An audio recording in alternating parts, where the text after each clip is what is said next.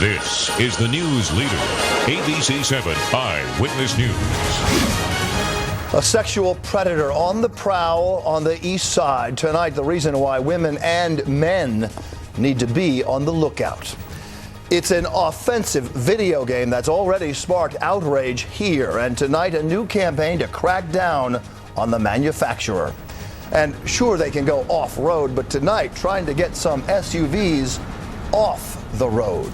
Good evening, everyone. I'm Bill Ritter. And I'm Liz Cho. We begin with a neighborhood in fear. Tonight, police are searching for a sexual predator. They say the suspect has attacked at least 4 people, assaulting both men and women. All of the assaults happened on the Upper East Side, and investigators fear it might happen again. Jeff Pegues is there with the very latest. Jeff? Liz, police are trying to get the word out tonight. They want people on the city's Upper East Side to be on the lookout for this sexual predator. There have been, as you said, 4 incidents over the last week, including one today and one yesterday in this area where we are. We're at East 83rd Street and 2nd Avenue, where police say a man was sexually assaulted.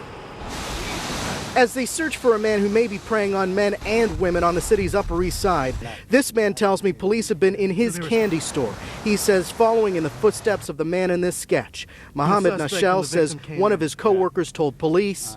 They asked him how the guy looks. He said, I can exactly tell how he looks, but he has some in the face. Freckles on the face. Freckle in the face.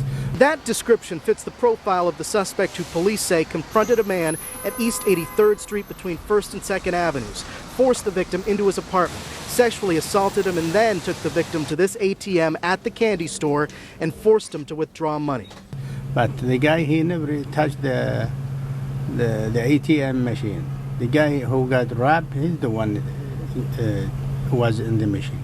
The victim, you're saying, was using the machine in here. Yeah. It's very frightening considering I work right here. The attack comes as a surprise to many of the people we spoke with on the city's Upper East Side. But police say it may be one of 4 carried out by the same suspect. The location and the descriptions are similar enough to give us at least a reasonable belief that it may be the same individual. There was Tuesday's attack. A woman, 18 years old, forced to withdraw money from an ATM on 92nd Street. And the incident today, where a man fondled a woman and attempted to take her purse. There are similarities in the cases, like the description of the attacker. He's male, black, about 25 to 30 years old, 5 feet 10 and 175 pounds, with freckles on his cheeks and a slight beard. The commissioner says his investigators aren't 100% certain that the same person is behind all of the attacks, but in each case, the description given about the suspect eerily similar. If you have any information that might help police, give them a call. We're live on the city's Upper East Side. I'm Jeff Pegues, ABC-7 Eyewitness News.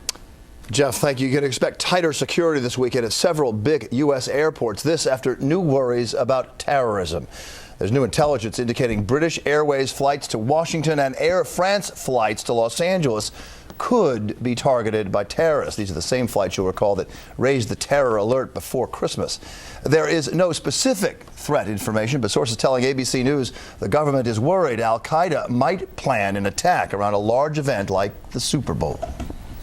Not 1, but 2 manhole explosions forced tenants out of their apartments. The first in Harlem just after 3 p.m. at 130 Lenox Avenue. One building there had to be evacuated. 1 person was treated for minor injuries. The second blast happened a few hours later in Astoria. Residents say windows were shattered and they had to leave their building on Ditmars Avenue. In both cases, hazmat teams determined carbon monoxide levels were safe and residents were allowed to return home. 2 high-ranking members of the New York City Fire Department tonight suspended for allegedly drinking on the job. Authorities say Captain Terrence Walsh and Lieutenant Robert Doherty were found drinking beers at this karaoke bar in the East Village last night. The officers, as part of their job, inspect restaurants and bars, and they were in uniform at the time. They were reportedly picked up after people walking by the bar saw them through the window and called police. The bar manager says both men even sang a couple of songs. When I got here, they're already in a big trouble with a police officer. I believe that they have at least 4 beer and in uniform. In uniform. This, by the way, is the third alcohol-related incident the fire department has had in the past month. Last week, inspectors found beer and liquor stashed in lockers in an East Harlem firehouse. And investigators are now looking into whether alcohol was involved in that firehouse brawl on Staten Island on New Year's Eve. Hundreds of people turned out today to remember a teenager gunned down by a New York City police officer. Mayor Bloomberg joined mourners at the Friendship Baptist Church in Bed-Stuy for the funeral of 19-year-old Timothy Stansberry. Stansberry was unarmed when he was shot and killed by Officer Richard Neri last weekend. A grand jury is now investigating the shooting. Tonight, the New York State Attorney General getting involved in a possible civil rights violation that involves a video game. The game is called Vice City. We've talked about it before. It is vile and violent, especially against one particular ethnic group. Jim Dolan with the story. He's here now with more. Jim? Well, Bill, if you have the patience to get that far, if you can tolerate the foul language and gratuitous blood-soaked violence, you reach a point in the video game Vice City where a character named Umberto announces, "I'm going to kill a Haitian," and later someone named Pepe tells you, the player, to kill all the Haitians. Now, some are saying the game violates the civil rights of Haitian Americans, and they want action. This is Vice City, rated M or mature, and for good reason. It is loaded with cursing and violence, and drugs and gangs are recurring themes.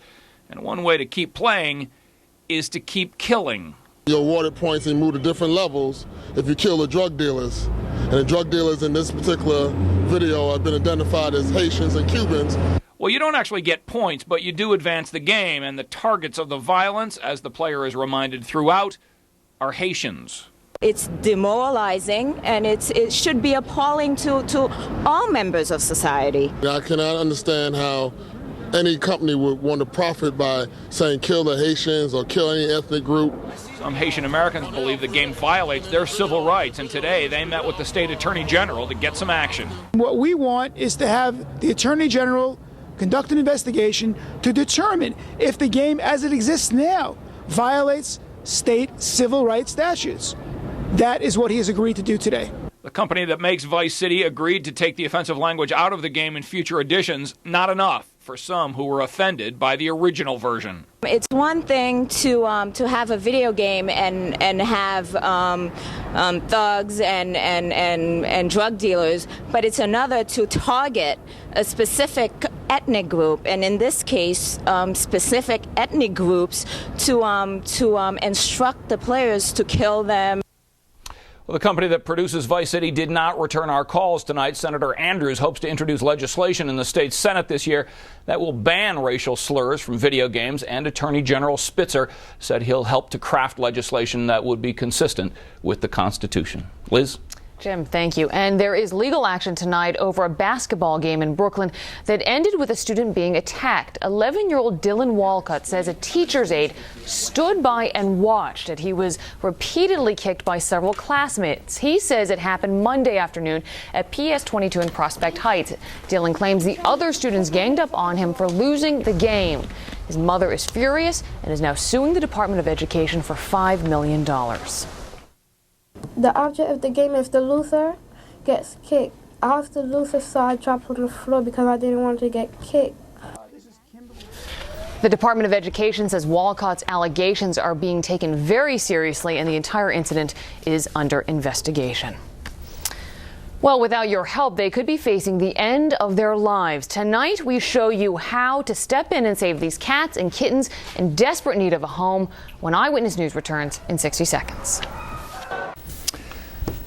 A huge outpouring of humanity tonight in an effort to save the lives of hundreds of cats. Since the plea went out to spare the cats from euthanasia at the overcrowded New York City animal shelters, 38 of the felines have been adopted. The adoption goal for this weekend, 100. Here's Michelle Charlesworth. This is Pumpkin, who's not skipping a lot of meals. And here's Caroline, and Bernie, and Tuxedo. You got a big old pumpkin head. Pumpkin too. you got a big old pumpkin head. And this is a white Persian everyone's gone gaga over. Oh, she's so beautiful. Her name is Lola. She's adopted. The city shelters are filled to capacity with healthy cats. Since May, There's been an unexplained increase in cats rescued, and then, because of the weather, fewer people have been coming in to adopt. And it's really reached epic proportions this winter. And because we're committed to ending pet euthanasia in New York City, we're just wanting to make the community aware that all of these wonderful cats are down here and are available. The problem is so desperate, shelters are running a special to try to get everyone, including Pandora, Cassandra, and Aphrodite, into good homes. This mom and her 2 kittens were found out in the snow all together. Very unusual. We're offering a 2-for-1 adoption. So for $100, you can get 2 cats, both spayed, neutered, microchipped, and vaccinated. If you really can't find the room for 2 cats, we'll let you adopt out 1 for $50. Erica Arrington is doing the 2-for-1. She was here first in line early this morning to get the coveted white cat, Lola, and this guy. You know, these cats need home. I know there's a lot of loving families, you know, come out, spread the love to these wonderful cats. You know, they have a lot of nice cats here. Michelle Charlesworth, ABC7 Eyewitness News. So cute. And when we come back, Sam has your AccuWeather forecast for the weekend, plus what's behind a new push to keep your SUV off some local roads. Next on Eyewitness News. So what is a truck? It sounds like a silly question, but that's what New York State lawmakers are trying to determine. They are considering a law to make it illegal for larger SUVs like Hummers, Humvees, and Excursions to drive on certain roads. Nina Pineda has the details. Is a truck because of what it looks like or because of what it weighs? No vehicles over certain pounds are allowed on any parkways. But as SUVs gain weight, the big guys routinely bully their way onto narrow commuter routes. Hummers, all types of SUVs, actually. Federal law states anything over 6,000 pounds is a truck. Here's a comparison. A tiny Honda Civic weighs about 2,000 pounds. A Ford Expedition, about 6,000. And the popular Hummer, well, empty, the H2 weighs 8,600 pounds, with some fully loaded models tipping the scales at 10,000. They are popular, but as they've grown in popularity, they've also become increasingly more involved in accidents with smaller cars. By law, heavy trucks aren't allowed where weight's restricted because lanes are narrower, the roadbeds are weaker, and there's not long stretches between exits. We're talking about the FDR, we're talking about the Hutchinson River Parkway. I mean, so we have a lot of these, and suddenly there's this burst of huge vehicles that are on there that destroy people's line of vision. They can't see where they're going. We caught up with New York State Assemblyman Ivan Lafayette at the opening of the Christ Child Care Center in Woodside, Queens. It's the safety of children that prompted the New York City legislature to propose a bill, the first of its kind in the country, which could wind up restricting which highways some heavy passenger cars can roam, holding the SUVs to the same safety standards as their commercial counterparts. Seeing around them, they're huge. They're very big, like the Denali, the XLs. They're really big cars. Big as in popular, too, with some drivers not seeing much support for a ban on their bling. I don't think it's that much of a big deal, to tell you the truth. And, a lot of people actually like to drive those kind of cars. Along the Grand Central Parkway, Nina Pineda, ABC7 Eyewitness News. Who's going to tell you to get off the sawmill in your SUV? That's what I want to know. Yeah, who's going to force this? There'd be a lot less traffic.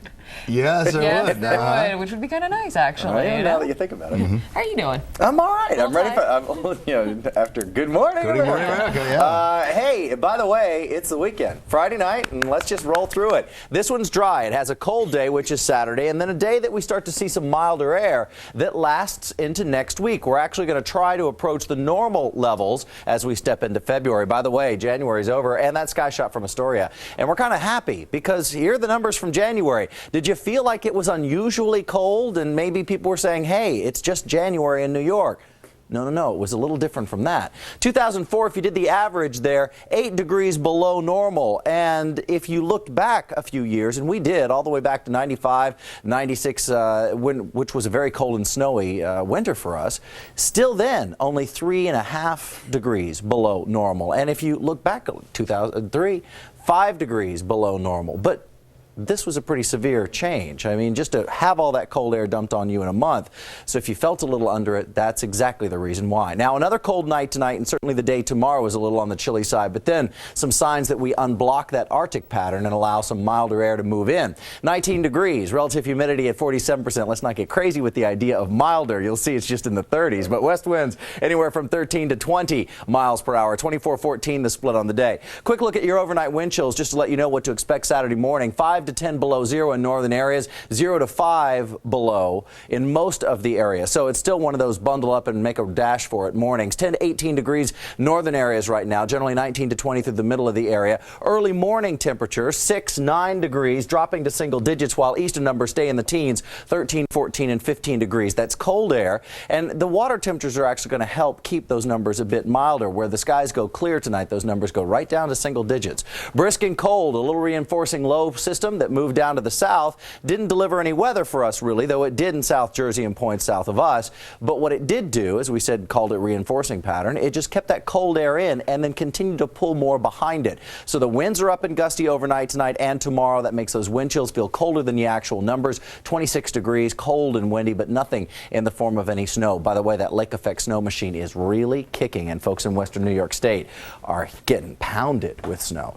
Patchy clouds, very cold, 14 degrees tomorrow. We come up a bit, 26 degrees, clouds and sunshine, cold and windy during the day, though, and then the winds will fall back a bit. And even after an 18-degree temperature tomorrow night, mostly clear, brisk, and cold, there's not as much wind tomorrow night, and that sets up a nice, milder trend for Sunday to the freezing mark at 32 degrees, then 38, 36, 38. We really have to watch this system Monday night into Tuesday. Right now, it looks like we're mild enough where it's going to be a very wet mix of either ice and sleet or snow and sleet. So we'll talk more about that over the weekend. Hopefully rain. Yeah, hopefully. Thank you. Let's take a look at tonight's winning New York lottery numbers, and once again the Mega Millions. And for those you holding New Jersey tickets, here are your winning lottery numbers, and that's tonight's live drawing of Take 5. Good evening. I'm Michelle Fortino. Welcome to Friday, January 30th's Take 5 drawing, being observed by an auditor from KPMG. Tonight's winning Take 5 numbers are 29, 38, 10, 32, and 34. Congratulations to all our winners. Have a great night. A dramatic rescue tonight in Florida. A construction worker now recovering. Happened in the South Florida city of Parkland. That's outside Fort Lauderdale. The walls of a pit caved in on the worker, pinning him up to his neck with mud and water. You can see he was rescued there. They gave him oxygen while they pumped out the water. He suffered crushing injuries and hypothermia. Well, it's been in business for 148 years until tonight. A bitter closing in Brooklyn. The Domino Sugar Company shutting down.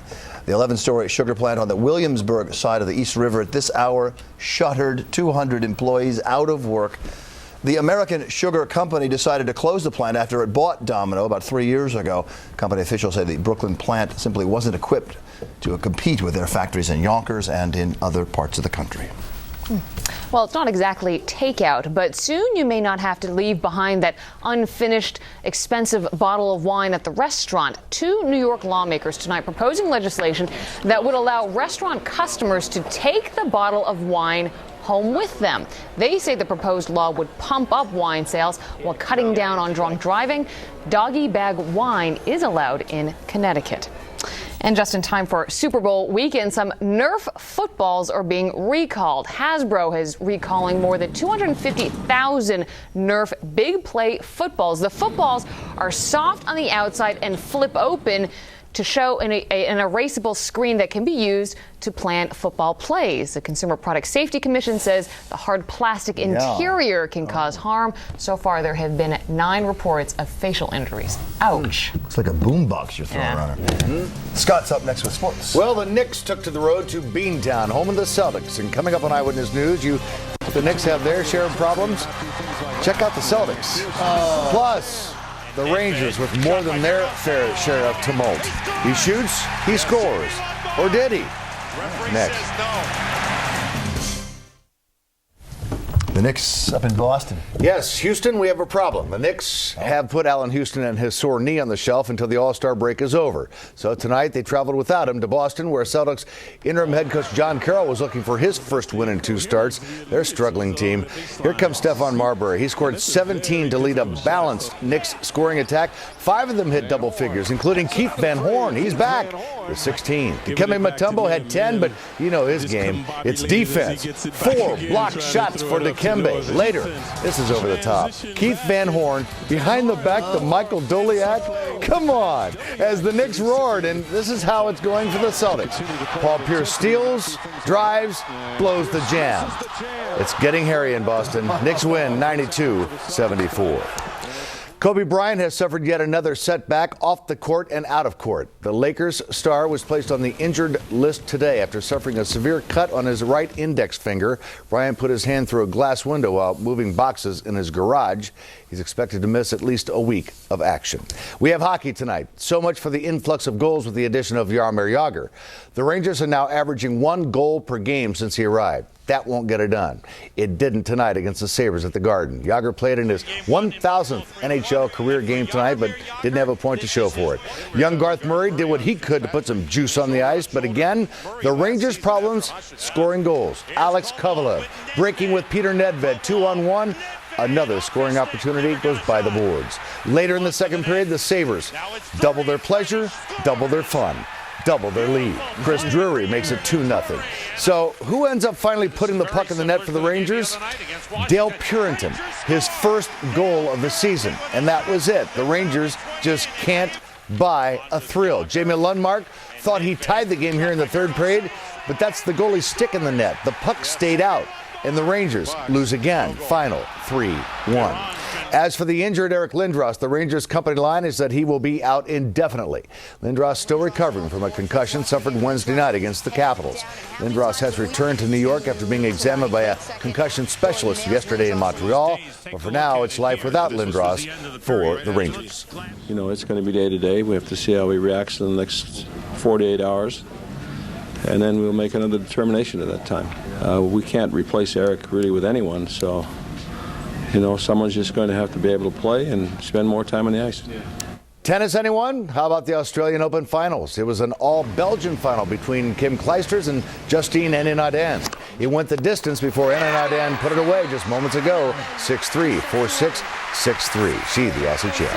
College hoops tonight. Iona beat Canisius 70-66. Niagara falls to Manhattan 65-52. And finally, 43 hours and ticking away. Kickoff, Super Bowl 38. Today, the respective head coaches, the Patriots, Bill Belichick, the Panthers, John Fox, with their obligatory photo sessions with the championship trophy. The countdown continues.